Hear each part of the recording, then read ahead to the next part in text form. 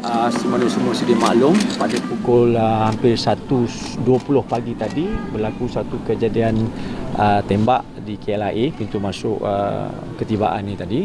Apa yang kita dapat pasti, ianya dilakukan oleh satu suspek Melayu yang pada mulanya telah melempar satu mercun dan telah mencederakan dua orang awam sebelum beliau bertindak nekat menghampiri mangsa, iaitu isteri beliau sendiri yang telah mempunyai perkhidmatan ataupun mengambil perkhidmatan dua orang pengawal peribadi dan telah melepaskan tembakan jarak dekat.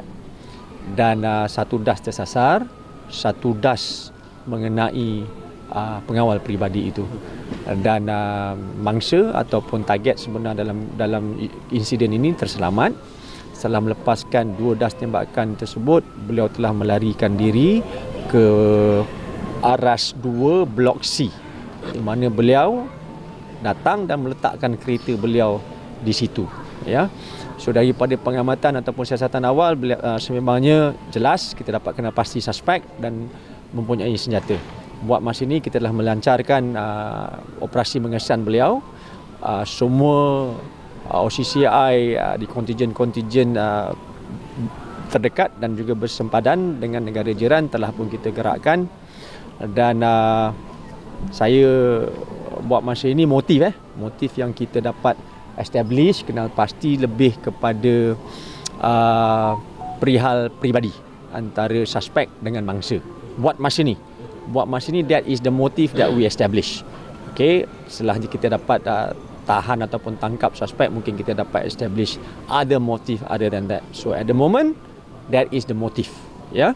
So saya amat menyarankan suspek supaya dapat memberi kerjasama dengan menyerah diri secara aman kepada mana-mana balai polis. Ialah apa yang telah berlaku pagi tadi telah berlaku. Whatever happens next will not correct the first incident. Alright? So dalam konteks ini, pihak polis mengenal pasti suspek sebagai bersenjata dan juga berbahaya. Justru itu orang awam dinasihatkan sekiranya melihat suspek ini dapat berkongsi maklumat, namun jangan bertindak sendiri. Ya, saya sekali lagi menyarankan suspek yang mana kita kenal pasti, yang mana detailnya akan diberikan oleh OCCI sebentar nanti, supaya datang ke balai, mana-mana balai, serah diri secara aman supaya perkara ini dapat kita selesaikan secara aman dan tidak memudaratkan mana-mana pihak lain. It is very very important. Ya, so itu saja buat masa ini. Kejadian ini mengambil orang panggil perhatian daripada pihak Bukit Aman kerana dia berlaku di tempat penting, ya, di tempat pintu masuk negara. So it shouldn't be. Dia suami kepada mangsa, kedua-duanya mempunyai satu syarikat pelancongan. Travel agency pelancongan.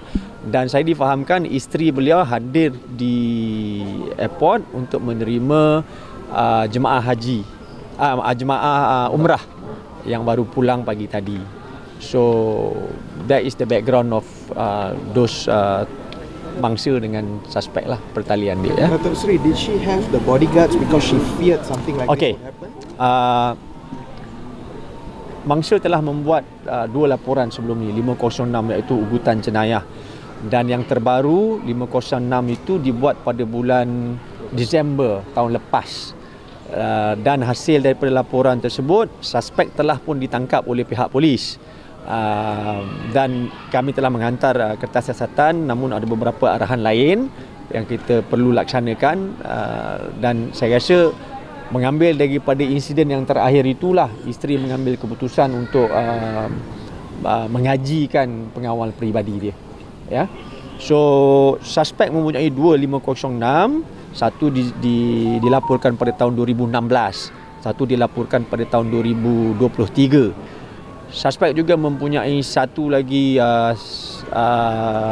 kes 380-170 iaitu mencuri dan menyamar sebagai seorang pejabat awam. Ya. So ya, suspek mempunyai rekod jenayah lah. Ya. Datuk Seri, tembakan jarak dekat tu berapa meter lebih kurang? It's just like 3 to 4 meters. So just to be clear, the suspect and his wife were in the midst of getting a divorce? Kita difahamkan sebegitulah. Kita difahamkan sebegitu. Okay. Ya. Datuk Seri, yang suspek tu dia memang ada permit untuk memiliki senjata api? So far no. Tak ada. So Tidak bagaimana dia dapat? Well, kita percaya dia mendapatnya secara haram lah. Okay. Ya. Jika dia dapat bersalah, suspek akan dihukum menerusi. Okey, kita buka 307 cubaan membunuh dengan akta senjata api section 8. Okay. Ya. Alright. The clear cut is he tried to. Okay. Hafizul bin Harawi, umur 38 tahun. Ini gambar terkini, ini gambar IC. So kepada saudara Hafizul, saya sarankan datang ke mana-mana balai untuk menyerah diri saudara dengan aman.